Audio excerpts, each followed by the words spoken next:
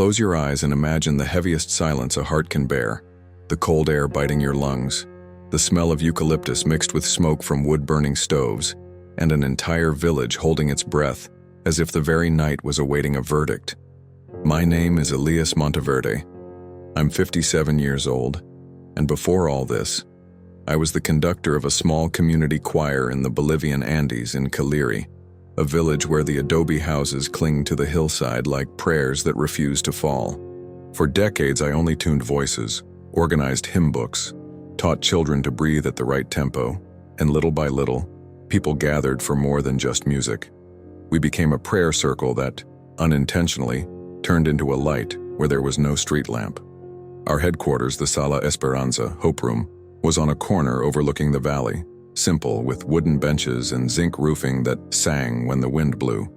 On that afternoon of June 21st, 2021, a strange heaviness settled on my chest as if an invisible hand was testing the courage I claimed to have, and I sat on the first bench with my head in my hands until I heard the footsteps of Amaya, my wife of 39 years, who found me and prayed with me with the serenity of someone who has already seen the mountain make way for the sky.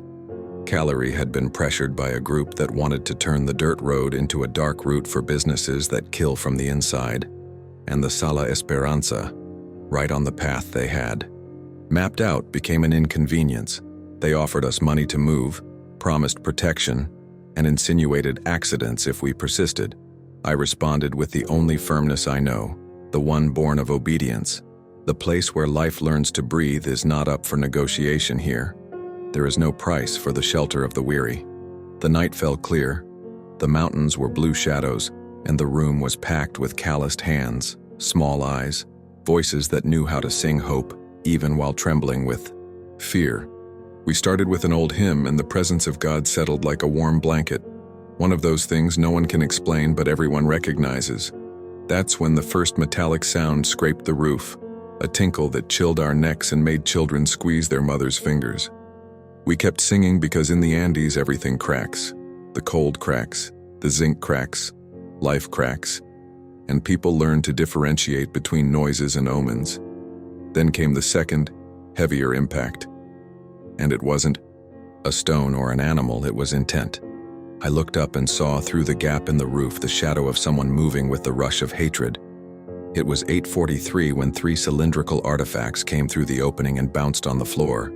One stopped in the center aisle, another rolled to my feet, and the third landed exactly next to the hammock where Naira's baby, a 4-month-old boy named Emmanuel, was sleeping. Time, which always ran swiftly in this valley, stretched out like leather drying in the sun.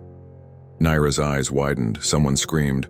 Old Dona Chaska raised her cane to the sky as if calling for invisible reinforcements. I had no speech, only an old conductor's reflex. I raised my right hand, asking for silence, not the silence of fear, but the silence that precedes a miracle. And in that interval that wouldn't fit in a clock, something happened that defies every manual of logic. The room was flooded with a golden light that didn't come from a lamp, didn't come from the street, didn't come from anywhere you could point to. It was a warm clarity, smelling of a ripe field, that touched walls and people without casting a shadow and made everyone feel like they had been called by name. Emmanuel cried, then stopped crying, and I saw, with the clarity that only the eyes of the soul possess, the cylinders lose importance like broken tools. I don't dare say I saw Jesus like describing a photograph, but I can say, without trembling, that the presence of Christ filled that space with sweetness and authority, and what was iron turned into a symbol of life before everyone. Not yellow flowers like in stories from other lands, but cantuta branches, the red and yellow Andean flower, sprouting from the metal, as if death itself had to explain itself. The perforated roof patched itself up with the sound of wood finding its joint.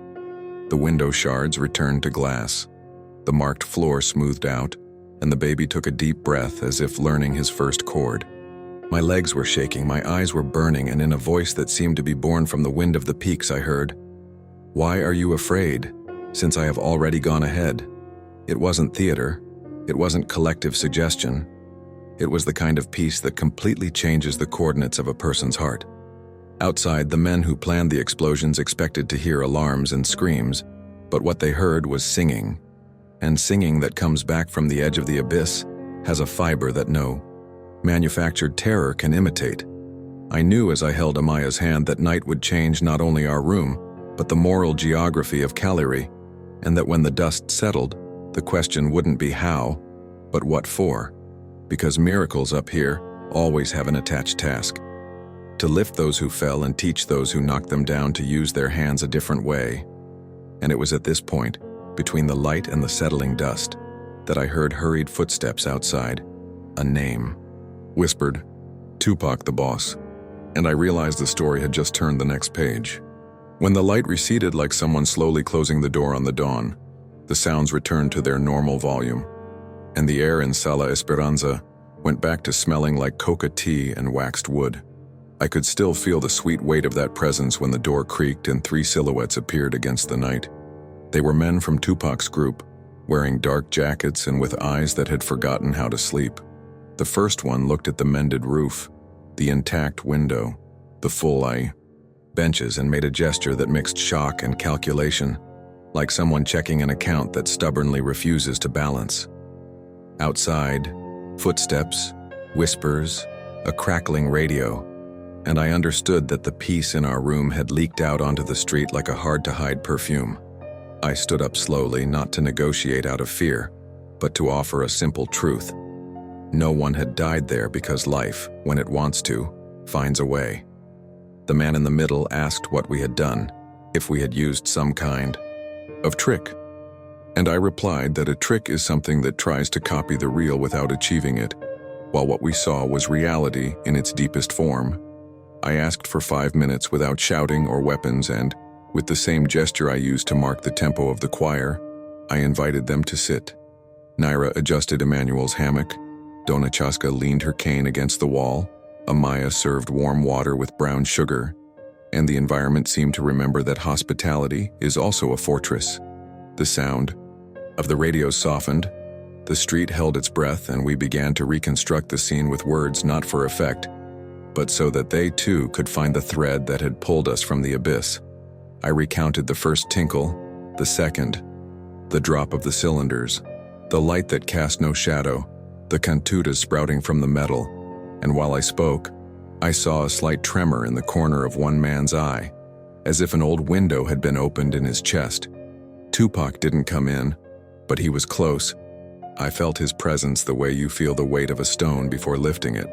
The 3 men at first only wanted to make sure there were no recordings, no foreigners hiding, no collusion with authorities, and I showed them what we had. Worn hymn books, clean handsaws in a corner, a small stove, benches warped from heavy use. Then the youngest, with sunken cheeks, asked why we didn't report them, and I said that reporting is sometimes necessary, but that night, the mountain itself had reported the lie, and that perhaps it would be more useful to learn another trade for their hands than to insist on weapons that only manufacture absence. He nervously laughed, but not with scorn. A thin dog walked through the door, sniffed the cantutas someone had collected, and lay down near the hammock as if it knew no one would chase it away. Amaya, with the calm of someone who has seen a storm turn into drizzle, suggested we schedule a meeting for the next day, in daylight, without the rush of those who live in hiding. They nodded without promising anything and left. When the boots moved away, a long sigh swept through the room, as if the wood was breathing too. The next morning, before the sun dried the dew, we received unexpected visitors. Artisans from the lower neighborhood, 2 teachers, a fruit vendor, people who had heard what happened and wanted to see with their own eyes. We didn't show off anything. We just opened the doors, lit the stove, and sang quietly. That was the day Sala Esperanza stopped being an address and became a bridge. We set up a communal table in the courtyard, organized simple lines for donations of corn, quinoa, and blankets, and I decided something that would change our routine. Every afternoon after singing, we would open trade and reconciliation workshops, carpentry with few nails and a lot of joining, sewing that respects old fabric, cooking that uses peels and seeds. What seemed small grew fast, because when dignity reappears, it replicates itself like water in a furrow. On the third day, 2 of Tupac's men returned without jackets or weapons, carrying a broken radio in their hands and a question. Could we fix it? I explained that radios require solder and patience, and that patience is learned by sanding wood. They laughed, sat down, and I gave them sandpaper and pieces of cedar, teaching them to listen to the sound of the surface when it becomes smooth. The older one had firm fingers, like someone who had assembled and disassembled things that weren't furniture. The younger one had anxiety in his wrists. In the end, they left with a less mute radio and with the idea that hands can relearn. That same day, a young woman named Suri brought her father Domitilo, who hadn't moved his left leg since a landslide years earlier. I didn't promise miracles. I promised care. I held his knee with respect and asked God to teach us to honor life in that body. When we opened our eyes, he didn't run out, but he bent his leg a foy, little like someone testing an old staircase. We wept without theatrics because certain beginnings require silence. The news spread, and with it, the threats took on a different tone. Anonymous notes said their route wouldn't change because of singers and flowers. I read it, folded it, and kept going. The following days were filled with community work days. We painted the facade, reinforced the roof, wrote down children's names for reading classes. Yara, who sold textiles at the market, taught natural dyeing. Mauro, who fixes bicycles, showed how to align wheels. And I, who for decades had only tuned voices, began to tune encounters. Little by little, the village realized we weren't fighting against people. We were fighting against the logic of loss. And it was exactly when hope began to become routine that the counterattack came, calculated. A note tacked to the door at 7:12 p.m., saying they would bring real fire to the next meeting. We gathered our people, no one wanted to cancel, and I understood that collective courage is also a miracle. At that gathering, Tupac showed up. He didn't come inside. He stood by the door, arms crossed, his face half hidden by his wide-brimmed hat. And for a few seconds, the entire room seemed to stop breathing. Then, with slow steps, he entered, sat down on the last bench, and remained silent, listening to the hymn that continued even with the trembling voices. That moment carried the weight of a sentence, but also the freshness of an opportunity. When we finished singing, he lifted his eyes and said, "I want to understand what happened that night. I want to know why you didn't die." The question echoed like contained thunder. I told the story again without exaggeration, without trying to prove anything, just recounting what everyone's eyes had witnessed there.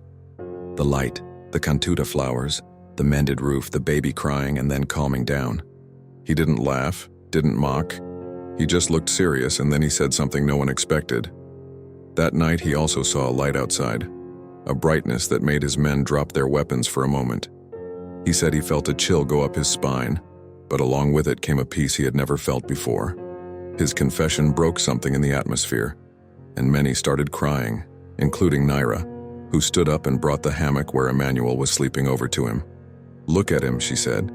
"It was to protect this life that God turned death into a miracle." Tupac ran his hand over the baby's head and took a deep breath. For the first time, I saw on his face not hatred, but tiredness. I asked everyone to pray, and no one hesitated. The prayer wasn't long. It was dense, like rain falling all at once. In the end, Tupac stood up and, to everyone's surprise, said that no one would ever touch Sala Esperanza again. He promised he would gather his men to decide what to do with the route, but that he would not allow any more attacks. That was the first night in months that we slept without being startled. The next day, the news spread through the valley, and people from neighboring villages started arriving to hear about what had happened. Many brought their own pain, fathers with sick children, women asking for prayers for their husbands who had joined armed groups, young people carrying the scars of violence. We started having meetings every day, and each one seemed to light a higher flame. It was at this point that I realized what God was doing wasn't just to protect us, but to transform the entire region. The days passed, and little by little, some men from Tupac's group began to discreetly attend the meetings. They sat in the back, quiet, but didn't leave before the end. One afternoon, 2 of them stayed after everyone had gone. They said they didn't know if they wanted to continue the life they were leading anymore, that night had shaken them. I told them that it's always possible to start over and that God doesn't waste repentant hearts. They agreed to learn a new trade, and that week they were already helping to fix broken benches and paint walls. It was a timid but real beginning. And here I want to talk to you who are watching. If you've made it this far, it's because this story touched something inside you. Subscribe to the channel now and write a word in the comments that represents what you felt. It could be renewal, faith, or courage. Read other people's comments and share the video with someone who needs hope. This is not just interaction. It's sowing life into the lives of those who need it. Your comment could be the sign someone else is waiting for to believe again. The following weeks were a true spiritual awakening. What began with a service marked by tension and fear turned into a meeting point of peace and hope. Every night, new people showed up at the little adobe church.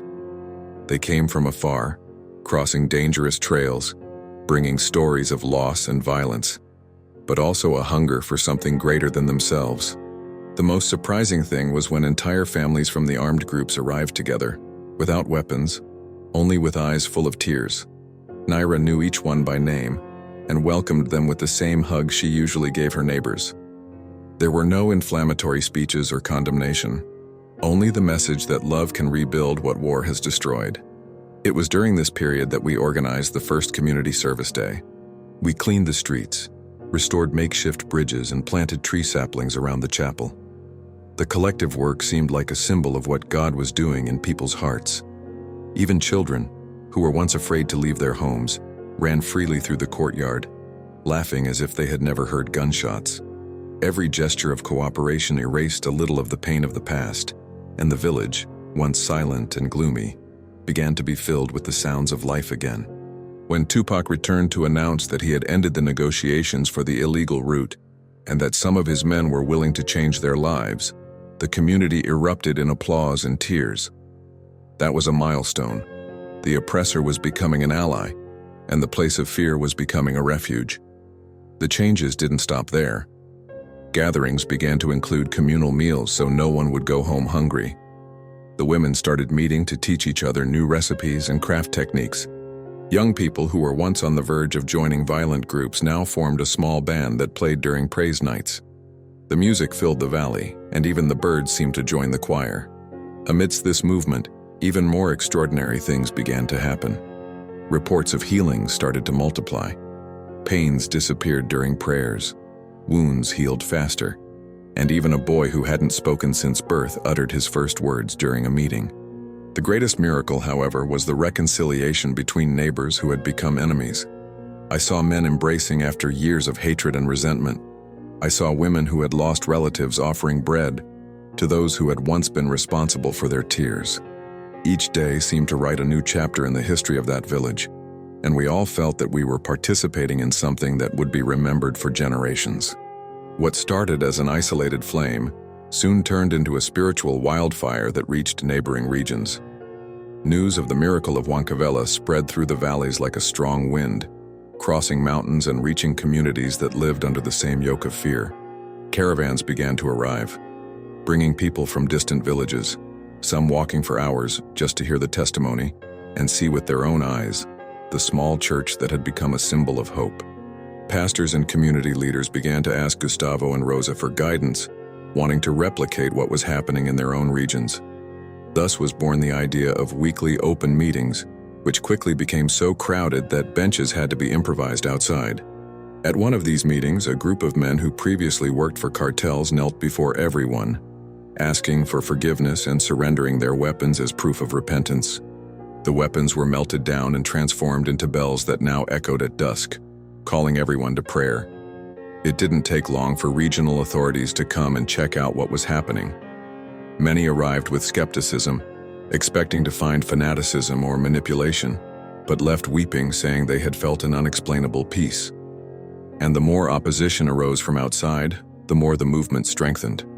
Even the young people known for their rebelliousness began organizing night vigils and prayer walks through the streets. And it was during one of these vigils that something supernatural happened again. A circle of light appeared over the chapel, visible to everyone present, illuminating the valley as if it were day, People fell to their knees. Others began to sing spontaneously, and many reported feeling the weight of years of resentment being lifted from their shoulders. The repercussion was so great that local radio stations began broadcasting the meetings live. What was meant to be a simple village service became a movement that crossed physical and spiritual borders. Huancavela, once forgotten, was now known as the Valley of the Flowers of Hope. 5 years after that day that forever marked the history of Huancavela, what was once just a small church high in the mountains has become a center of spiritual, social, and even economic transformation. Families who once lived in extreme poverty now work together in agricultural cooperatives created after the miraculous rain that had made the land fertile. The flowers that bloomed that night continue to bloom all year round, and scientists who visit the site still cannot explain how such delicate plants survive in such a harsh climate. Little Josias, who was in the hammock that night, is now a 5-year-old boy whose presence carries a supernatural peace. Doctors have confirmed that his physical and cognitive development is far above what is expected for his age, and he already speaks of Jesus with an authority that surprises adults. On every anniversary of the night of the miracle, the community gathers to remember and give thanks. And every year something special happens, whether it's a documented healing or a visible sign in the sky, as if God is reaffirming his covenant with that people. The stories of personal transformation are countless. Men who abandoned crime and now lead prayer groups, restored marriages, young people who decided to follow missionary vocations. Gustavo and Rosa now travel to other regions, bringing the message that the same God who transformed Huancavela can transform any place. And that is exactly what we want to say to you who are watching. If this story touched your heart, write in the comments where you are watching us from. Share what God has already done in your life or what you are waiting for him to do. Your experience could be what someone else needs to renew hope. And if you are not yet subscribed, join this community. Every new subscriber is part of this current of faith that is reaching thousands around the world. Activate the bell, share this video with someone who needs a miracle, and come back to tell what happened next. Because this story doesn't end here. It continues in every life that chooses to believe that Jesus still does the impossible.